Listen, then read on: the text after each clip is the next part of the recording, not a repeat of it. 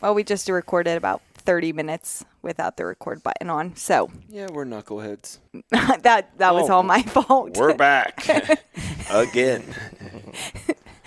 So we have some questions that people left us from the last few podcasts, and we're going to answer them to the best of our knowledge.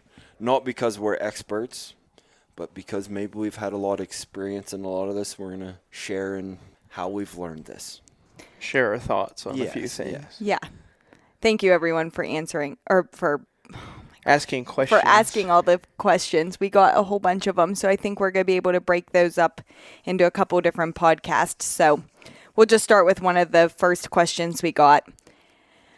What is your recommendation for a first-time out west hunter? You recommend a spring bear hunter or a spring bear hunt or jump right into a hardcore elk hunt? I will be honest, because it's intimidating thinking of an elk hunt for the first time. So, Jay, you want to go first? I'll go first. I like the idea of getting your feet wet, trying out a bear hunt to see if, the western hunting is something that you want to do. Learning the terrain and meeting the people that, that are going to guide you and take care of you while you're out west is definitely a good thing to know before something really serious like an elk hunt. If you go out and you don't like the place, then kind of is what it is. A bear hunt's typically a lot cheaper, and that's pretty much on any outfit or around. Spring bear hunts always run a lot cheaper. So cost efficiency. Yeah. Has a lot to do with it. I agree with it. If you're going to do a rifle elk hunt, if you're an experienced hunter, and even though you've never hunted out west, but you're a very good hunter, like you know that if you are so, and you're not afraid to exert a bunch of energy, and you have that extra money and the time allotted, I say bail into it. If you feel confident enough to take on doing that. If not, then do a spring bear hunt, do anything. I think even going to that area on a vacation, any type of thing where you can go and kind of put boots on the ground on that place before you spend a whole bunch of money, that definitely is huge. I agree. As far as gear, archery will be about the same amount of gear-wise, so you wouldn't save a bunch on that. But on a rifle hunt, it would be much cheaper if you're comparing it to a rifle elk hunt to a spring bear hunt. Right.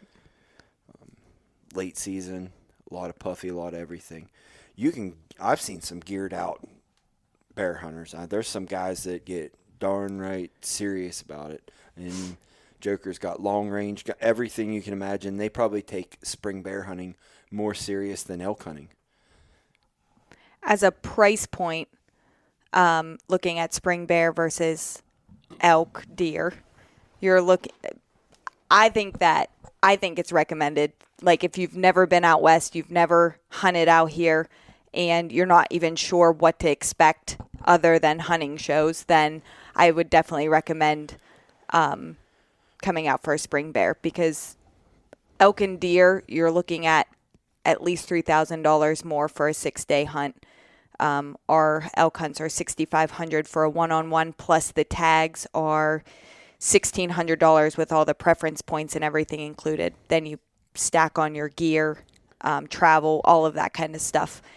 So you're looking at a lot more money spent to come out and possibly not be as prepared as you would if you already got your feet wet doing a bear hunt, which is like $4,000 with us. We're always running specials, and I see a lot of other outfitters running specials too. So plus the bear tag is $350. The weather's nicer. You can come out, you can acclimate, get your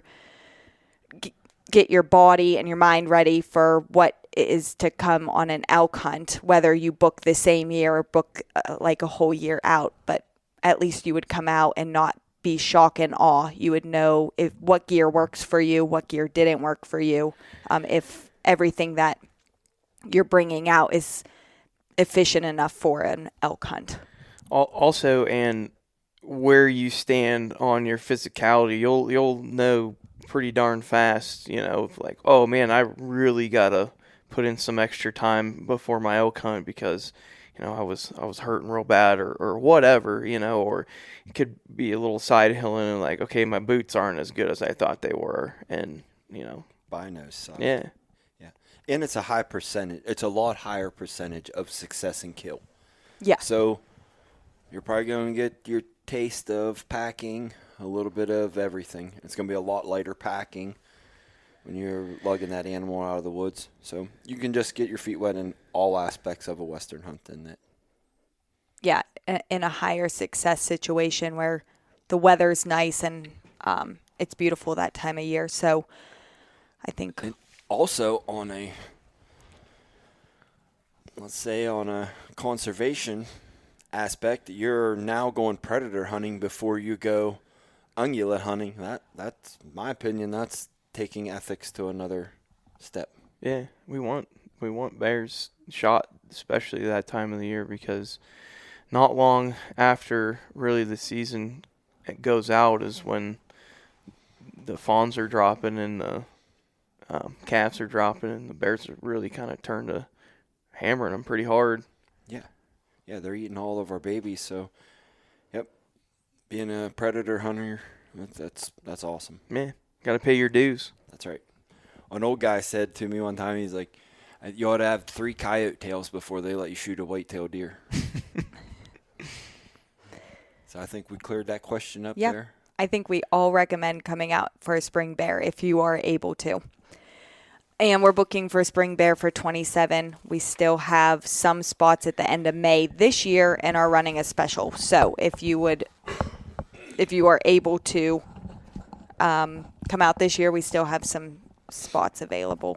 Also, I forgot to mention, I did this one before, looking back statistically with some of the clients that had booked spring bear first and came out before their rifle hunt or their archery hunt, their success was significantly more. Yeah. One of the best, I forgot to mention that you can also, if you're out here on a bear hunt and you and the guide like mesh up and you like to hunt with each other, then that's only going to make it better for when you come back out for elk and deer. And there's one instance that I think of the most, and it was a father and youth hunter, and they came out in spring bear, and the youth hunter came back in rifle season with his dad, and he killed that big mule deer last year. And then he was struggling a little bit in spring bear, the youth hunter, and then rifle season he knew what to expect and went out and they hunted with Cody. And they loved him. They're coming back this spring bear too, to hunt with Cody again. So all of those aspects you can take into account and figure out if it's best for you.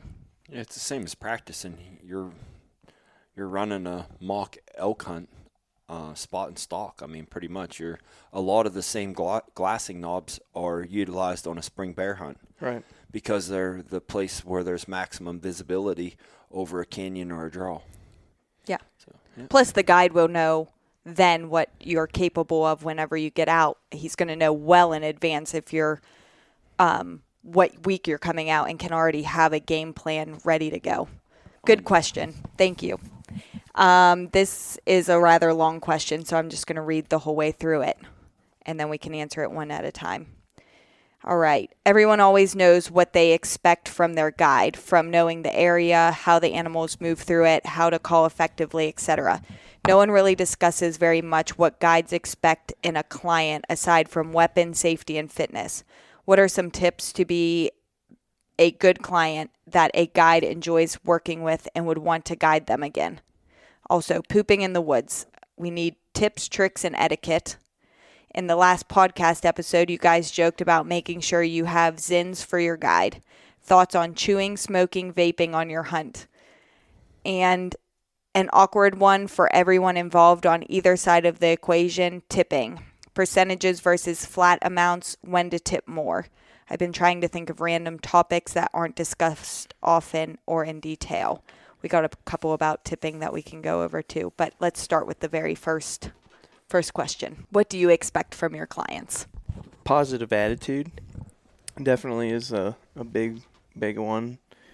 For me to enjoy them, if they're happy just to be here, and kind of stay positive through the grueling times. Like, yeah, it sucks for me too. Some days we're just like, man, it's hard to go back up that hill again, but you get up there and you smile and just kind of keep after it is a really great thing to have in someone that you're hunting with.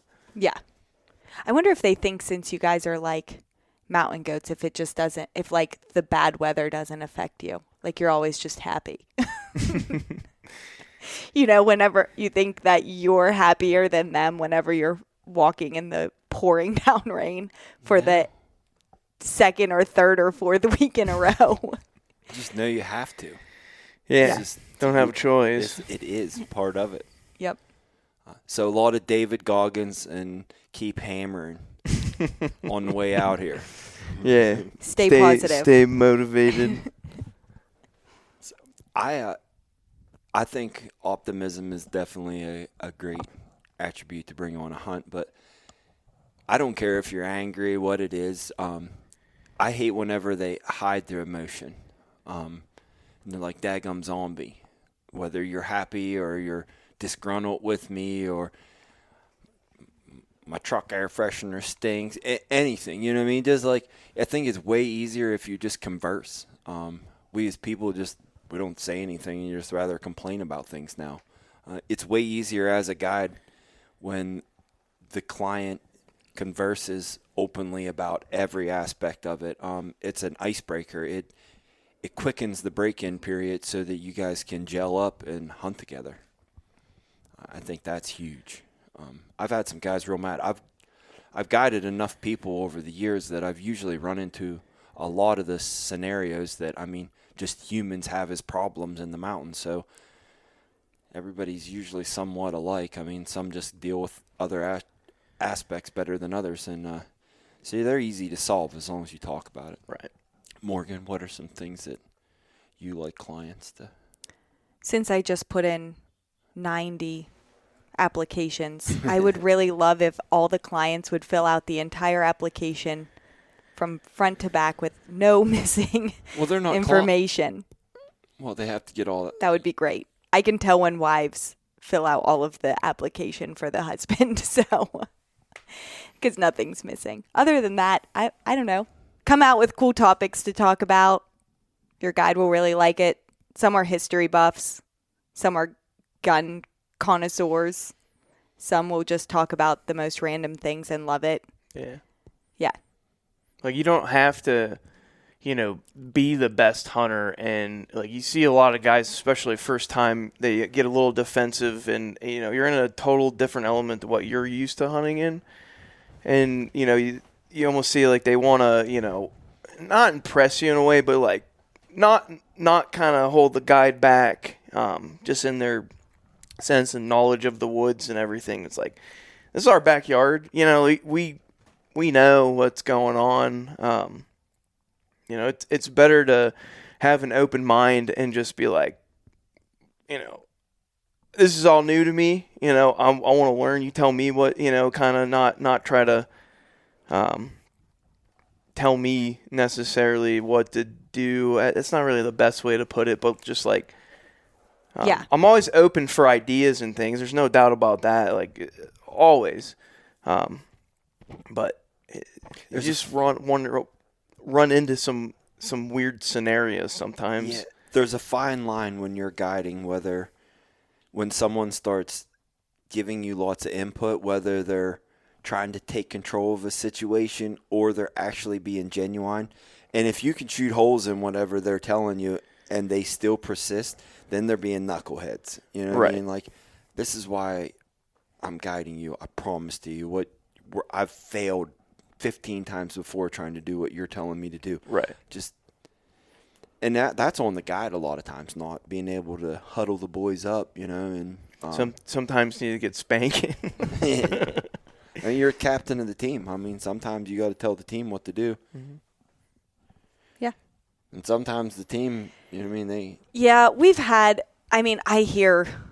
I hear all the stories as soon as we come in from guides or from clients, and not that clients shouldn't not that clients shouldn't argue with their guide, but I think like when you're out there in a situation and you think your guide is doing wrong, maybe just ask them why, or explain why they're doing it wrong so that they have a chance to explain why it's actually right. Okay. You know what I mean? So I have a good for this. I had a client tell me that one of our guides, I'm Seth, he just wanted to walk everywhere super fast and just get to where he was just trying to go everywhere through the woods. Seth done hunted that place a bunch of times. He knew exactly if they weren't there, they're here, and if they're not there, they're here. And he knew how many steps it took to cover all those spots in one day. And there's a lot of in between that can be total ghost town, in these, especially in these parts, because everything looks the same. As a lot of the stuff looks the same in these woods, and there's just special little places you need to be. Yep.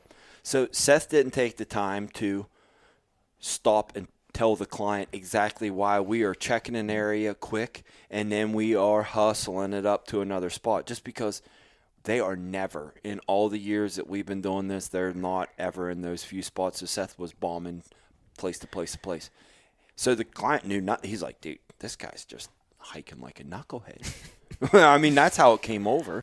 It is good to tell us those kinds of things. Exactly. Like, don't keep that from us, because that's how we can make it to where the guides kind of talk to you and let you know why they're planning to do what they're doing. Yeah, because a lot of stuff won't make any sense to you at all. It almost is like we're doing the opposite of what you should do sometimes. It's with a good reason. Like if a guide just took a truck nap in the morning because of thermals and then never explained why they're sleeping in the truck for thermals, yeah, the client's going to think that you're kind of dumb. Why are we sitting in the truck? Why are we napping? Why aren't we out in the woods? But if you explain it first, then it makes more sense. Absolutely. Conversing. Yeah. What else do you expect from the clients? I expect them to did at least as much as they expect out of me. I expect them to have put as much into the hunt. Like if they've paid for this, which they shouldn't be. They've paid for us to scout and do all that, but I will expect them to do as maximum effort as I am also. I mean, I'll go above and beyond to push them, but I want someone to be as equally enthusiastic to glass, to do everything.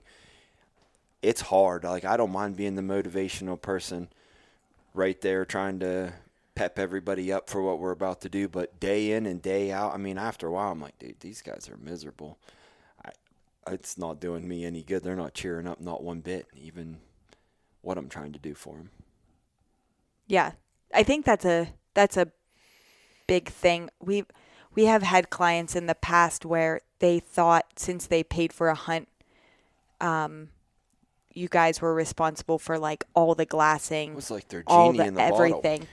Yeah, and I can see in a sense too, like, yes, all right, I paid for a hunt, my guide needs to work for me, but at the same time, it's like, this is hard, number one, and if you're not going full go, then, you're turning yourself into an anchor, right?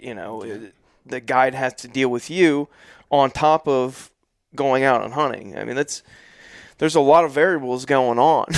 Yeah. And especially our group here is so into the conservation aspect of it that it's like, it's hard not to look at someone that is complaining the whole time, wants the guide to do everything just so that they can kill an animal, to think all you want to do is kill an animal. You're not even taking in the beautiful country you're in, taking advantage of like hunting from sun up to sundown, from the time you wake up, like what you could learn, what you could see, all of that kind of stuff. That's kind of what the guides here like to do, is not only tag an animal, pack it out, and all of that, because that's what makes the best stories, but also be able to teach people stuff or show them something that they've never seen. Climb to the top of the mountain, see the sunset in the evening, and like you look at their face and they're just in awe because they've never seen something like that. Like some of my easier weeks of guiding ever have been the hardest weeks that I've hunted, because it's not a thought, that okay, I'm got to make sure this guy's fine and everything. It's like we're just hunting. Like I'm just out in the woods and I'm hunting, and we're kind of rolling on the same level, and it takes a while too, and it takes the right person, or the right hunting partner, almost same personalities kind of, and everybody's different, which is fine, but when it's not an afterthought and you're just hunting and they're hunting, you kind of can feed off of each other a lot easier. This is the number one end all be all for me on this, what I expect out of my client, because I can deal with every other aspect of it as a guide. I consider myself a good enough guide that I can get by with dealing with most people for 6 days. But you have to be proficient with a firearm or bow and arrow, whatever weapon you choose. This falls back to the ethics where our group is very, I care about the animals and all of that. If you can't proficiently shoot that weapon enough to take something's life, you don't deserve to be going out and shooting at something living and breathing. You have not qualified to that step yet. You're still in the learning. You're working up to where you can go and shoot an animal. You're still in the learning process. If we go out to the range and you're missing the 25 and the 30-yard target, I don't want you shooting at something. I mean, honestly. Right, fumbling around, really not even able to pull your arrows out of your damn quiver. I mean, it's very easy for us to tell and see someone that hasn't really messed with their stuff. I mean, in seconds of you even just touching it. That's the same as at the shooting range. Whenever we're sighting in rifles, is just someone who knows how to get behind a gun real quick and easy. It's fluid. Yeah. And I get it too. There's, when you're standing around the bow targets, there's a bunch of people you just met. You might have drove across the country, amped up on Red Bull. We set it up for that, though. Like we set all these little things up. We set the stuff up at the shooting range. We set the things up shooting bow here when everybody we set it up so that you're getting a tiny bit of pressure, because it's going to be nothing like the pressure right before you squeeze that trigger.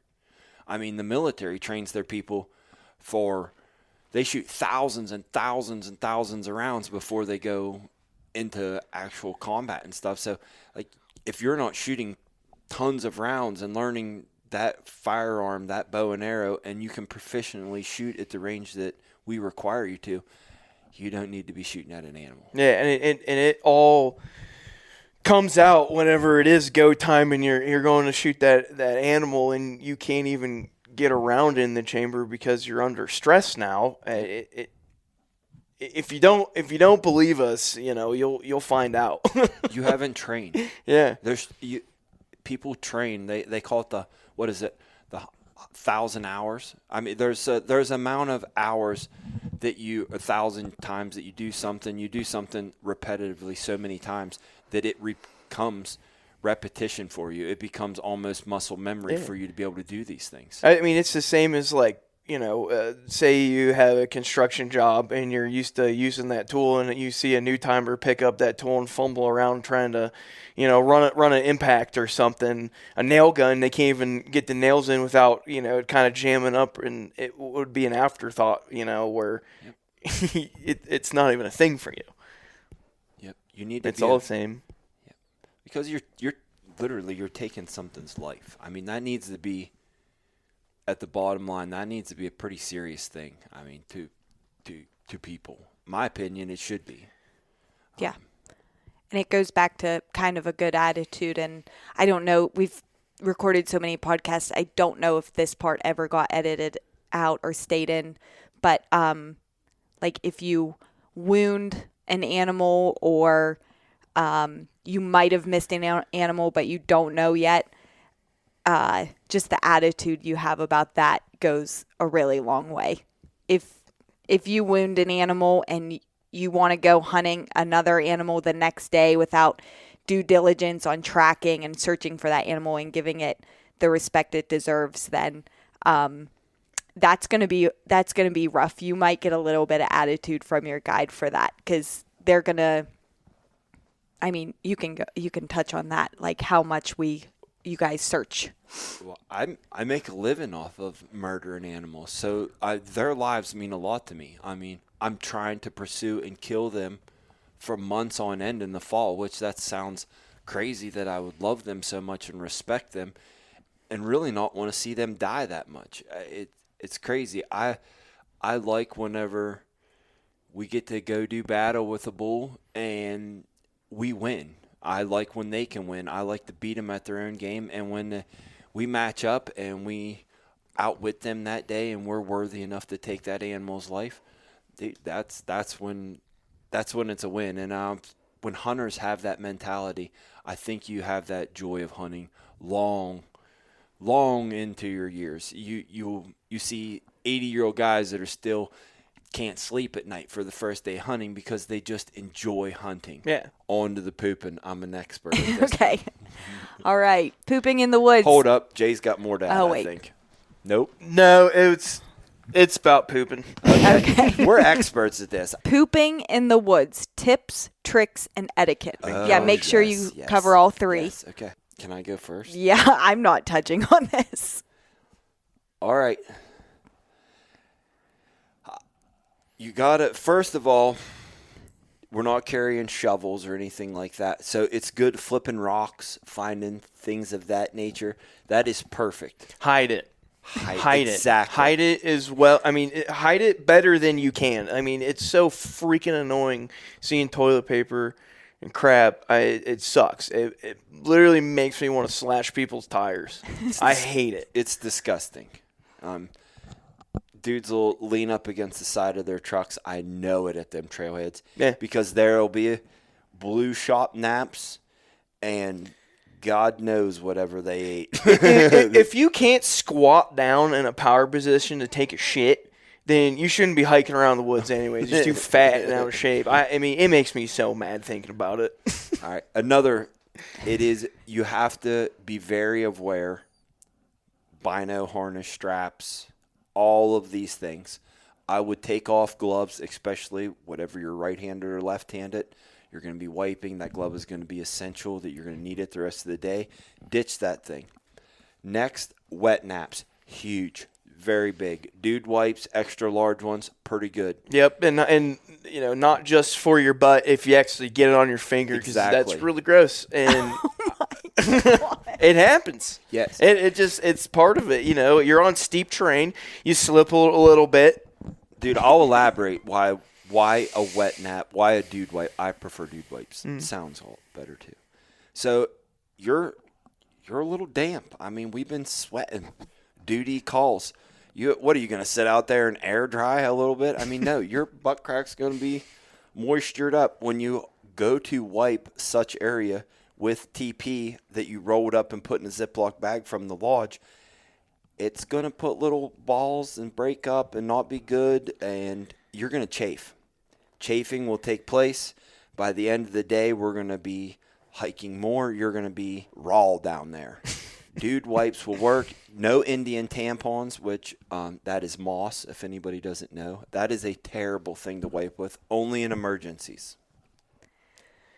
Okay. Yeah, and people always think Mullen too, you know, the big lamb's ear and Oh, yeah. everything. So that actually will create heat. The little thistles fibers that are on there will actually draw heat to whatever surface, you know, you rub it on. So back to Don't do that on your butt. back to 2 episodes again. In your backpack, make sure that you have dude wipes or any wipes except for sanitizing wipes. Do not use sanitizing I wipes. prefer the little smart water bottles that have the tiny little cap, and you can kind of like do a little bidet. Not an enema. I'm not putting I it thought in you my were butt. enema in the morning. No, so it's you called didn't it's called a bidet. have hardcore. An enema. That's for cleaning out your colon. Well, if you give yourself an enema in the morning, you wouldn't have to poop throughout the day. No, I and take clean- time out of your client. No, I clean these bathrooms. No enemas in this lodge. Well, we'd be doing this in the woods. You would need a shovel for that. Yeah, I So know major bidets. Yeah, you can use a smart water. There's actually a backpacking hiking product that goes on those water bottles that turns into a real tight stream. It's so you don't have to carry toilet paper. Seriously, they make that. It's out there.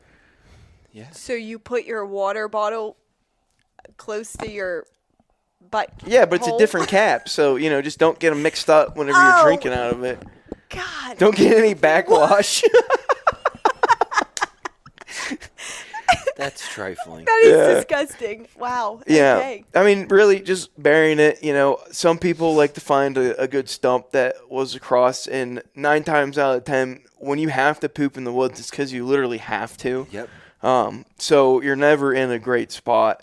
You just kind of go far enough away where no one can hear you or see you and do your business. You can hold on to trees. I mean, you get as creative as you want. The biggest thing, like Josh said, is just don't poop on your stuff. Yeah, that's disgusting. I know some people from back home, I'm not going to mention their names, that were wearing bibs, pulled down their bibs, pooped, pulled up their bibs, still in their bibs. Ew. Ew. How could that happen?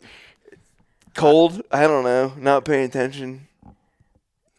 I guess. Could have been beers, but Yep.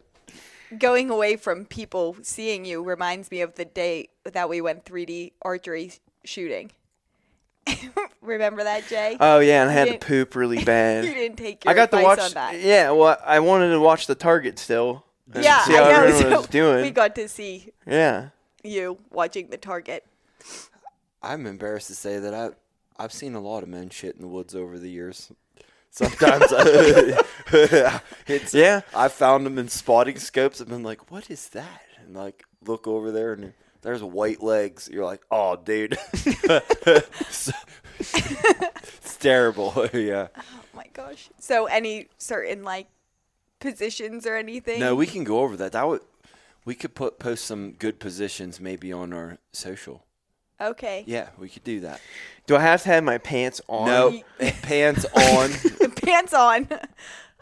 Positions for pooping Yeah, in the there's woods. quite a few. Okay.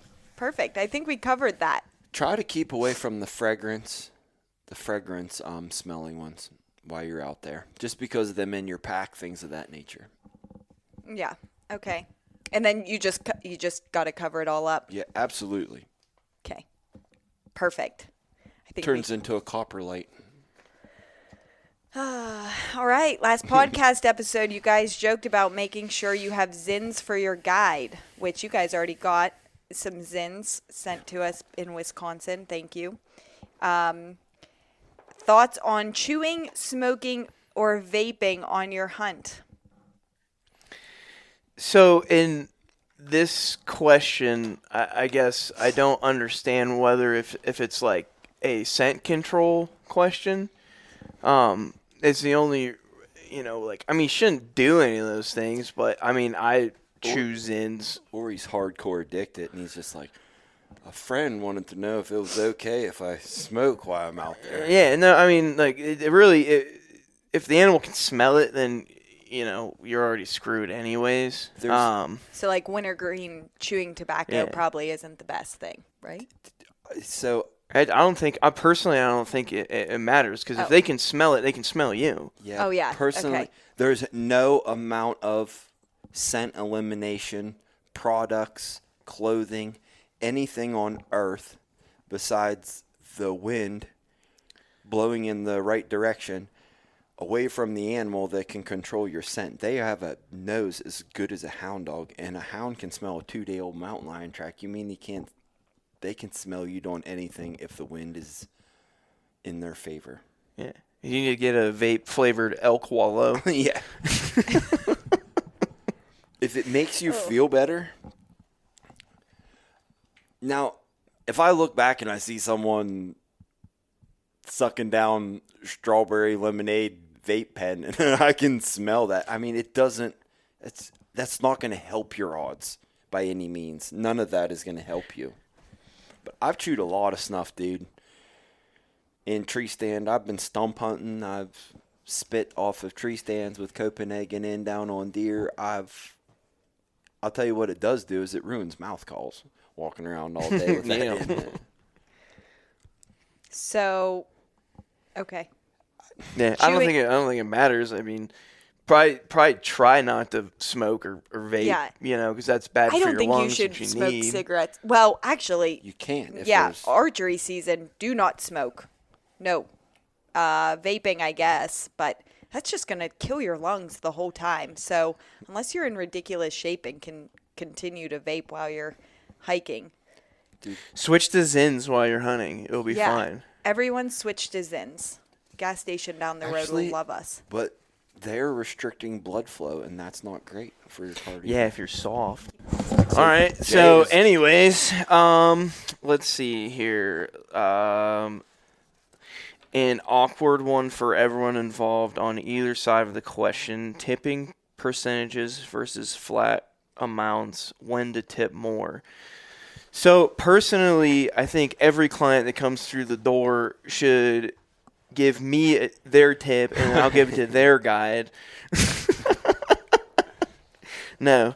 That's a super awkward question, as a guide, because, clearly, you live and die by your tip. I mean, honestly, when it comes down to the end of the season, what you have stored away in tips is kind of what you're paying bills with throughout the rest of the rest of the winter into the spring. So it's a weird one to think about, for me at least. So we do 20% of the hunt is what we suggest.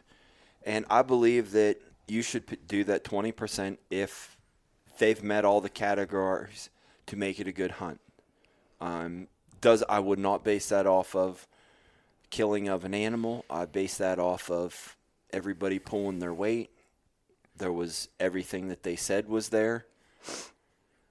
And then I would go above that. I mean, if your guide is seriously going above and beyond for you, which they will, and you tip them well and you come back as a client, I could guarantee you they're going to be fighting over that client, and they're going to go real hard because they know you're a good tipper.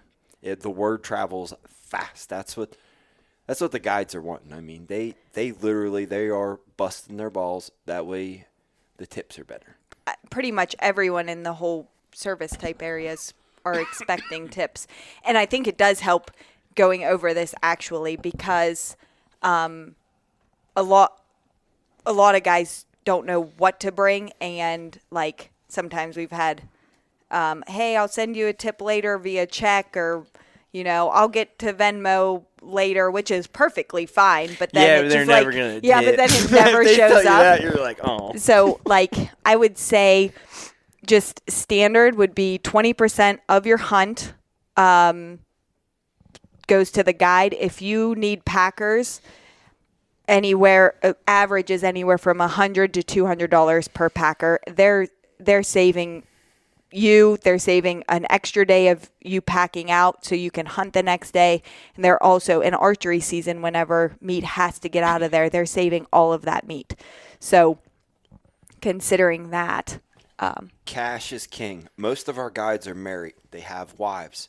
If you're giving these boys PayPal or checks, they don't have time to run to the bank. So therefore their wife now knows what they got as a tip, and she is dipping her fingers into that, and they can't just go and put it in their That's only poop box. But Yeah, I have to hide my tip money in different locations throughout the year because I know Morgan's hot on my trail where it's at. Christmas is right around the corner. We got She does kids not to buy deny for. So, and then the lodge staff, anywhere from $100 to $200, and that gets divvied up at the end of the week between the housekeepers, the cooks, and this year we're going to have guest cooks here, so it'll get divvied up for their time coming in and cooking like a special meal or whatever. So kind of factor in all of that. And really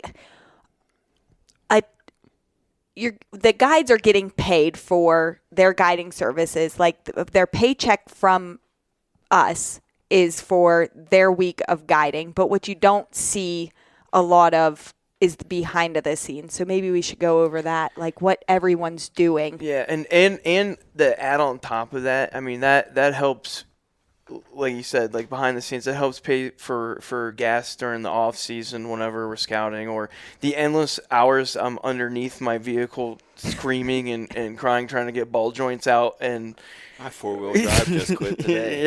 yeah, like we beat the living crap out of our vehicles for everybody. And if you haven't been out here and you are coming out here, you're gonna see how the roads are maintained. They're not. Just plus the time you put in to scouting alone. I kind of base how I did that week off of my client's tip. Mm-hmm. I do. Like, they tell you lots of things, but money talks. I mean, when they hand me a fat wad of cash, I'm like, I made that dude happy. I don't think I could have did much better. Whenever they hand you a good wad, you feel very confident. I never count it in front of my client. That's terrible. It's bad etiquette. Shove that baby in your pocket and shake their hand. Walk away. I mean, I've had some guys that are like, I didn't get crap for a tip. Probably because you didn't do a very good job. I was like, that's how you should base how you did that week. I base how you did that week. Yeah. That's how I'm paying you. So. Yeah. That's how, the guides use the tip that week to like replicate the next week. And even here as with housework and cooking and all of that, whenever I always think maybe I forgot something.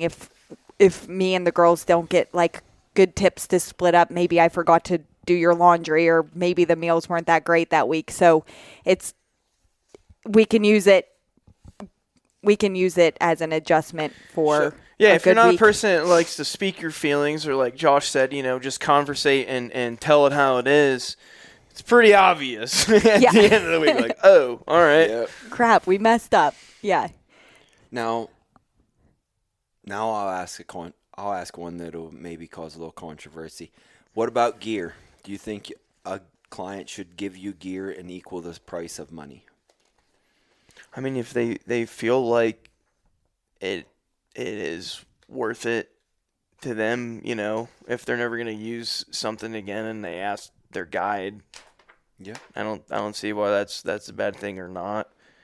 If you got any cool Gunworks rifles out there that you want to give as a tip because you don't really like it. So last year I had a client give me some gear as a tip, but he asked my permission first. Yeah, and this client has already hunted with me, so he was already giving me gear that he knew that I loved.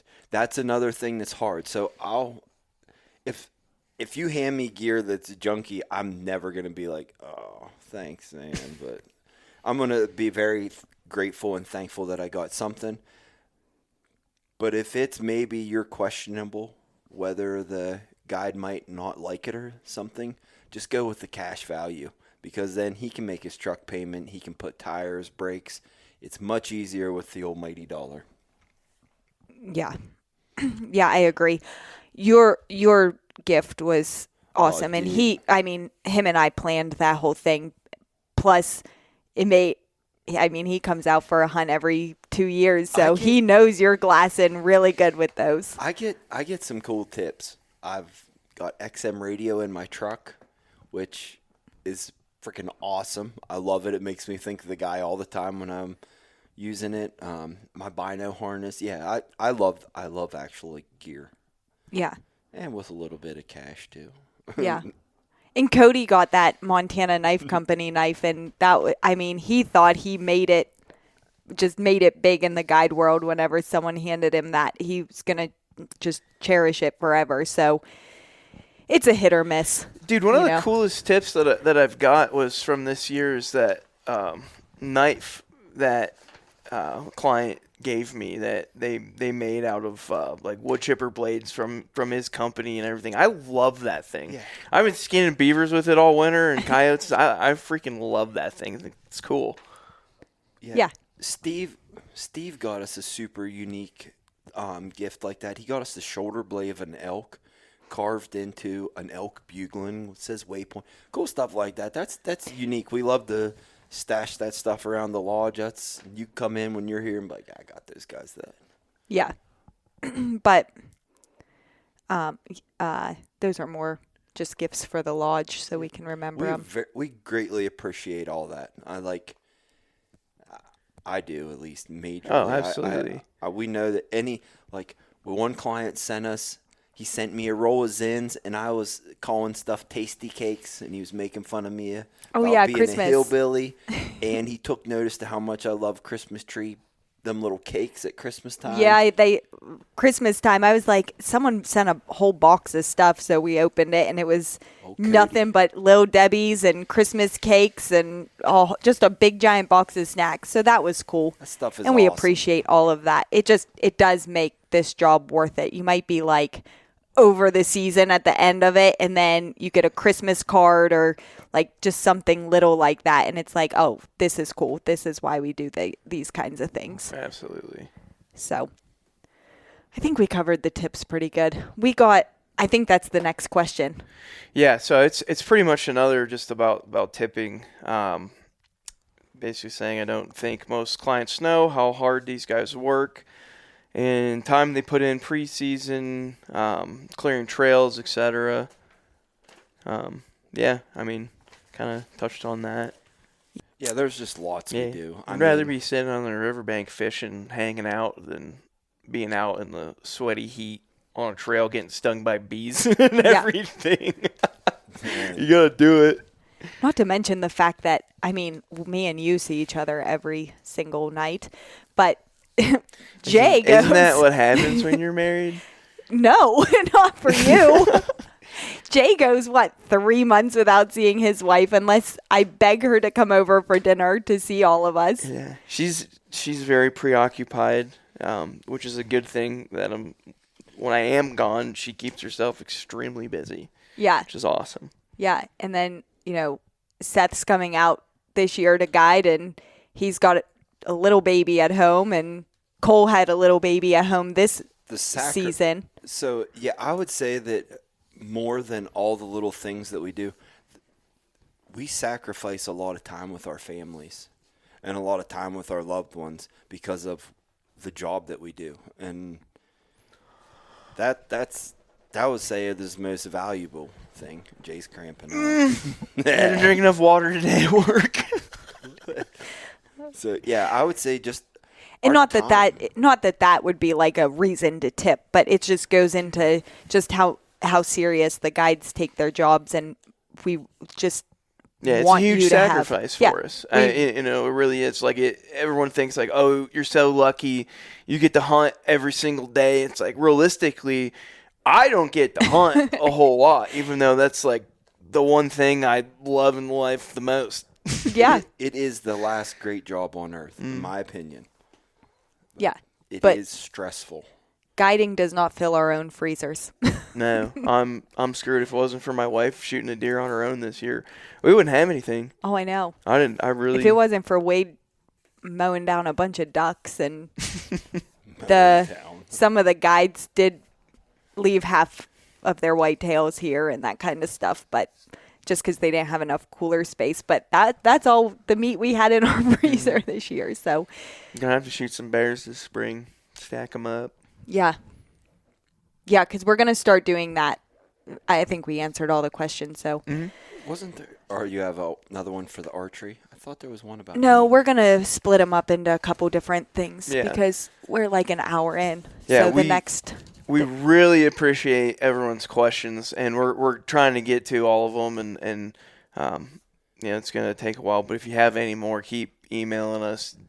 DM them, whatever. Just comment on a random post and just ask a question. We don't care. Like, they're awesome. They help us out a lot and help us actually give you guys what you want rather than what we think you guys want. Exactly. It helps everyone out a ton. Yeah. And now this, I just got finished. So all of our podcast episodes are on YouTube. We're going to start doing a couple different things on Facebook with posting and different kinds of posts. We're going to try and get When's turkey season? 15 days? 15. So, Yeah, just a little under. yeah. So we're going to do some things from the kitchen, cooking up turkey. Hopefully one of us get at least one bear. Can we do schnitzel? Yeah, we can do whatever. That would be cool. Yeah. I'm glad I pronounced that word properly. But, oh, what? Schnitzel? Wiener schnitzel? No, out of turkey. Turkey schnitzel. Dude, You don't know that? Heck, no, elaborate. What is a schnitzel? I don't know, but I know you can do it with turkey. Yeah, As Morgan told me once. Yeah, it's how you like turkey. So you really have not described what a schnitzel is yet. You pound it down real thin, bread it. We'll have it. We're gonna fry some turkey Yeah, breast. we're gonna Pound make and up fry some turkey breast. Yeah, we'll make some of that, and then bear season. Please don't leave your bear meat here. If you're deciding to come out, Eat the bear meat. It's so Yeah, freaking good. It's we- me and my wife's favorite wild game. I mean, it really is good. You need to just get over it. When people say they don't like bear, to me, it sounds like a little kid refusing to eat his peas. You know what I mean? Yeah. Just freaking grow up. and they probably, I mean, if they ever tried it, maybe it was a baited bear or a bear that was just eating nothing but garbage. But the bears out here, They're so good. Yeah, it's They all really are. natural feed. It's not baiting. This goes back to the age-old saying, if you killed it, you eat it. Yes. Yeah. Yes. So we're going to hopefully get a couple bears and do some different recipes with that and put it on our Facebook. And I'm going to make a bunch of that huckleberry bourbon barbecue sauce for that. So just new things coming up to pay attention to, or if you have recipes or anything like that, share them. Absolutely. Absolutely. All right. Anything to add? Nope, I think that covered everything pretty well. All right. Are we going to do any correction corner about Josh's sack comment? Oh, yeah. Yeah, I'm definitely going to correct that right now. We're going to keep this PG-13. I could go into it more, but no erections. I mean, everybody stay physically muscular hard without that muscle getting hard. You know what I mean? That's sicko stuff, you weirdos. I don't think anyone thought that. I don't know. Everybody thought that. I had a lot of people Everybody text thought me, that. and they were asking, well, Jay said it best as soon as we turned it off. You don't only hunt hard, you hunt while you're hard. Okay. And I did not think about that whenever I said that comment at the end. This not editing him is not good for me. Okay. Well, I didn't even think of it. I don't have a sick mind like that, but okay. So that cleared that up. All right. Yeah. He's not hard. We're PG-13 on here. Good grief. Get you guys' minds out of the gutter. It's a hunting podcast. Okay. Out. Later.